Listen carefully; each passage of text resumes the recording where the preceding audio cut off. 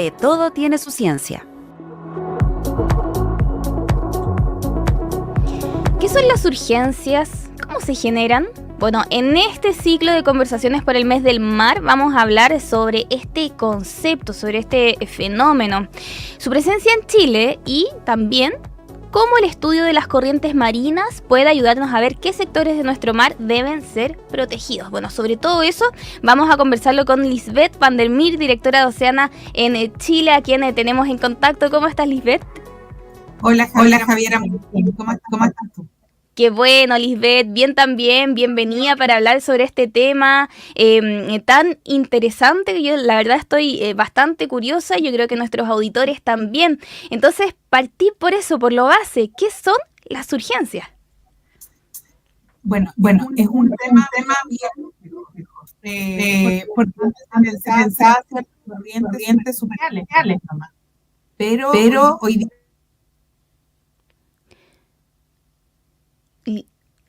como que me perdí. Sí. No, te escuchamos perfecto, solo que tenemos algunos problemas quizás con tus auriculares. Quizás si te los puedes sacar para probar. No tengo auriculares. Ah, no tienes auriculares. Ya, quizás un problema del micrófono o de conexión. Ya ves, ahí, probemos ahí. Ahora. No tengo nada más prendido, no sé qué está pasando. Ahí te escuchamos mejor. Ahora sí, ya. Bueno. Uy, ya. ¿Ahora sí? Sí. Ahí sí. Ahí Ya. sí, Lisbeth. Ahora, vamos. Bueno, las urgencias es un fenómeno bien complejo porque siempre se decía que eran unas corrientes superficiales, ¿cierto? Pero sabemos que esto tiene que ver con la rotación de la Tierra y por el fenómeno de Coriolis, ¿cierto? Que es cuando, por ejemplo, tú partís en un lugar en un avión y si tú vas en una línea recta, nunca vayas a llegar en la línea recta, sino que siempre se mueve para un lado.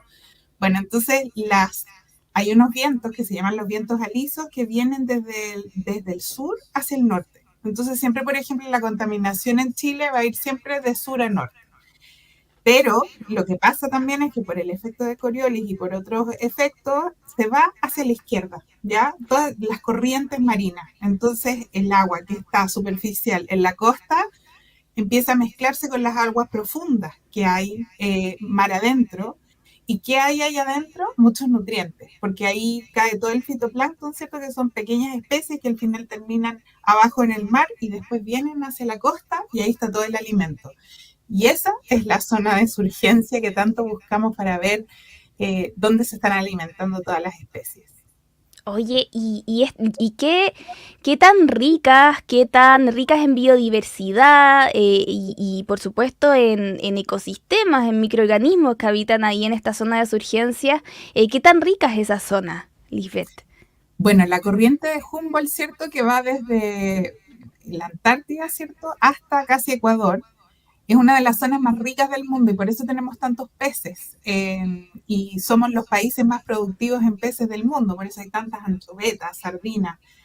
Y lo que uno tiene que pensar es que lo bonito de esto es que son escalas tróficas. Para que exista uno, tiene que existir el más diminuto, que es el fitoplancton. Y de ahí vienen las sardinas chiquititas que se comen este fitoplancton y después las sardinas se las come un pez más grande, que son los peces demersales.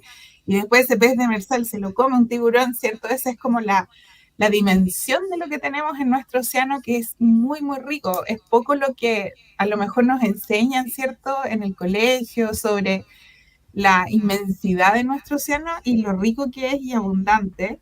Pero cada día tenemos más información porque el océano antes no era muy conocido y hoy día con la investigación que tenemos sabemos que tenemos uno de los océanos más abundantes del mundo.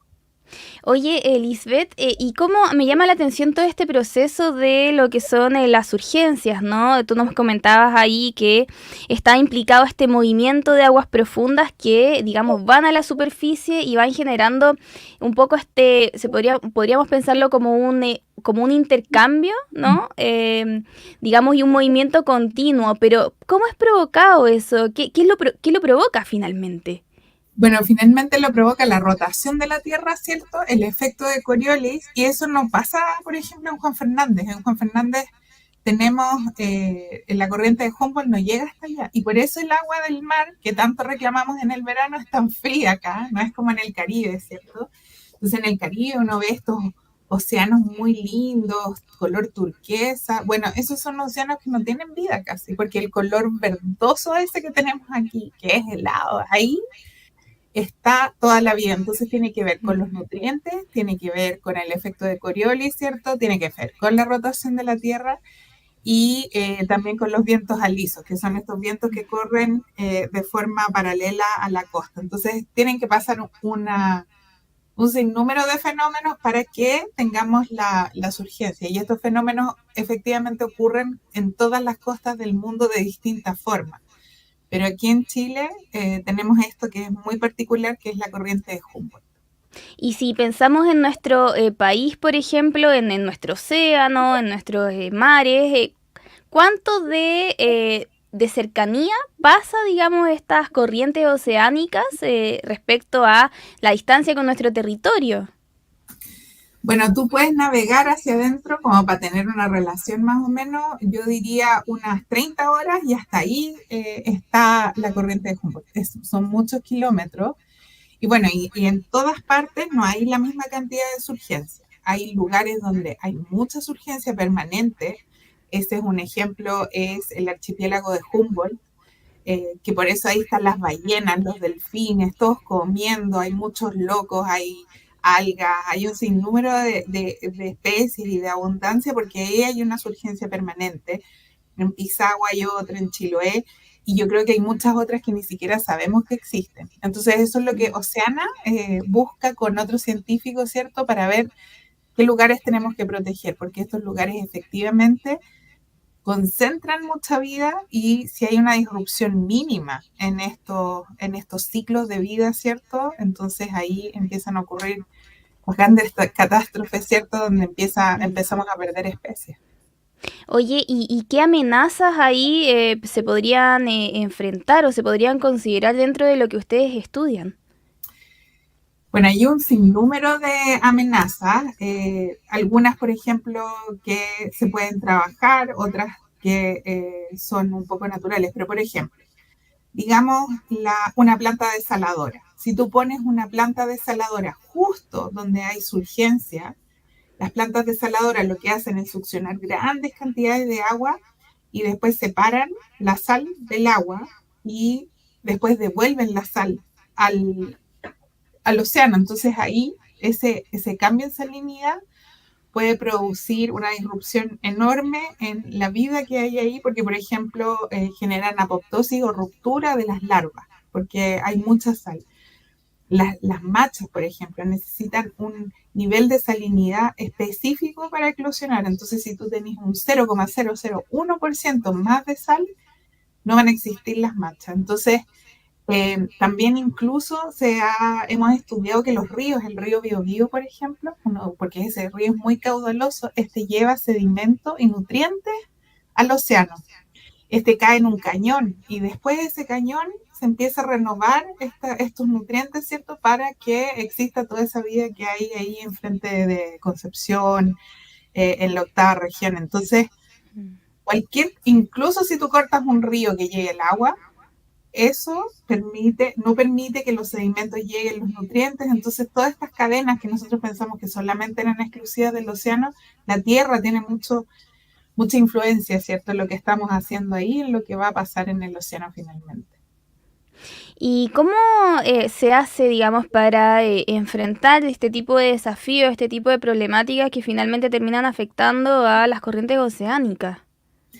Bueno, yo creo que ahí es planificación, ¿cierto? Y mucha ciencia. Cuando nosotros sabemos lo que tenemos, lo podemos cuidar. Había muchos lugares que, bueno, por ejemplo, en la zona del archipiélago de Humboldt, ese se conocía hace muchos años ya porque hay mucha ciencia y, tú sabes, han habido reiterados proyectos que se han querido establecer ahí, por ejemplo, Barrancones, que era una termoeléctrica. Las termoeléctricas lo que hacen es devolver agua con mayor temperatura. Eso hubiese causado también un daño irremediable en estos lugares. Entonces, cuando tú ya tienes la ciencia, que yo creo que es lo más importante, que en Chile hemos ido avanzando de a poquito, ahí tú puedes tomar mejores decisiones. A veces no sabemos, ¿cierto?, por qué habrán tantas ballenas acá. Entonces ahí tú ves, pucha, aquí hay condiciones especiales y eso es lo que permite la ciencia, tomar mejores decisiones y yo creo que no ha sido todo como avaricia, ¿cierto? Vamos a poner en toda la costa ciertas cosas que maten a las ballenas, ¿no? Yo creo que ha habido falta de ciencia, falta de política pública, que digan acá no puede haber un puerto porque tú vas a entorpecer, por ejemplo, el tránsito de ballenas, de pingüinos, y eso es lo importante, la ciencia para tomar las decisiones correctas. Estamos conversando con Lisette van der Meer, directora de Oceana en Chile, sobre qué son las surgencias. Lisbeth, y bueno, también preguntarte desde Oceana, ¿en qué están trabajando? ¿Qué están desarrollando en relación a la ciencia, digamos, para el estudio de las corrientes marinas? Bueno, mira, nosotros como Oceana, nuestro foco, ¿cierto?, es proteger ciertas áreas y ya en el gobierno del presidente Boric ya se protegió, ¿cierto? Se hizo un área marina protegida de múltiples usos. Quiero explicar un poco qué es múltiples usos. Significa que puede tener todos los usos, menos los usos que van a afectar al área que protege algo. Por ejemplo, si tu objeto de conservación es un pingüino de Humboldt, tú no puedes matar a todas las sardinas porque eso es lo que come el pingüino de Humboldt. Si el pingüino de Humboldt tiene un área de influencia, o sea que el pingüino de Humboldt vive en una isla, pero nada alrededor de esa isla, como 40 kilómetros buscando alimento, tú no puedes poner un puerto entre medio y cortar esa eficiencia, ¿cierto? Entonces, lo importante aquí es encontrar estos espacios, ver las amenaza y bueno, lamentablemente en la higuera, ahí en el archipiélago de Humboldt, donde nosotros estudiamos muchos años y teníamos toda la información, de repente hubo un boom de proyectos que se querían poner ahí y este tipo de protección hace que sea aún más difícil hacer eso. También encontramos zonas de surgencias en Pisagua, abundancias que no habíamos encontrado en otros lados, en Tortel, ahí Tortel que está en la Patagonia, ¿cierto? Muy cerca del fin de la carretera austral. Ahí habían otras amenazas que era la salmonicultura. Entonces, todas las áreas tienen amenazas distintas y nosotros lo que trabajamos es con gobernanza y con las comunidades, que si una comunidad no quiere hacerlo, nosotros no nos podemos meter ahí. Es trabajar con ellos cómo proteger estos espacios. Y bueno, hemos hecho muchas áreas protegidas en conjunto con las comunidades y también con el gobierno, y otros gobiernos, y ahora lo que queda es hacer los planes de manejo. Entonces hemos ido tratando de abarcar la mayor cantidad de áreas, ¿cierto? Pero ahora hay que hacer planes de manejo para que esto funcione, porque si no está bien administrado, da lo mismo que hay un área de múltiples usos. Entonces, ahora estamos estudiando lugares muy particulares como son enfrente de la 8ª región. Antes nunca habíamos estudiado esta zona porque sabíamos que había mucha producción pesquera, pero no teníamos tan claro por qué era la zona más productiva de todo Chile. Y ahora hemos visto, como te contaba, estos fenómenos del río Biobío que va con los sedimentos hacia el cañón y después el cañón también hay otra isla que se llama Isla Mocha que tampoco había sido muy estudiada, que también tiene unos procesos muy importantes, incluso hay metano, ¿cierto?, que sale de la isla y uno puede prender unas llamas en el océano. El océano de Chile es muy interesante, tú donde vas a encontrar cosas impresionantes, peces grandes, tiburones, muchas cosas que la gente no tiene idea que tenemos. Entonces, estudiar la ciencia aquí en Chile del océano es muy entretenido porque siempre vas a encontrar algo. Esta es la conversación con Lisbeth van der Meer, directora de Oceana en Chile, a quien le agradecemos, por supuesto, por habernos hablado y, digamos, profundizado sobre lo que son las surgencias, este fenómeno que se genera por el movimiento de aguas profundas hacia la superficie y que permite una riqueza en la biodiversidad del océano. Lisbeth, muchísimas gracias por este tiempo, por esta conversación y nos vemos para la próxima. Nos vemos, Javiera. Muchas gracias por la entrevista. Chao.